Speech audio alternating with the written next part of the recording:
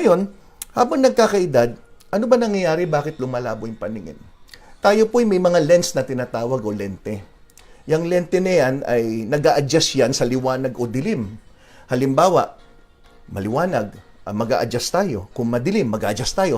Isang magandang halimbawa na lang sa sinihan. Pag pumasok tayo ng sinihan, hindi ho ba, mga ilang segundo lang, maaaring naaninagan na natin yung mga ulo ng tao. Pero pag nagkakaedad, baka kalahati na nung palabas, hindi mo pa nakikita yung silya. O kaya, paglabas mo naman, galing ka sa madilim, halimbawa, dumaan ka sa tunnel, madilim, tapos biglang lumabas ka ng tunnel, biglang lumiwanag, parang silaw na silaw ka.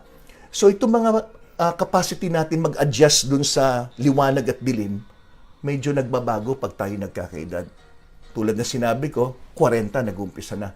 Kaya huwag niyo pong sasabihin na, 80 anyos, malabo mata. 40, nag-umpisa na magbago yan.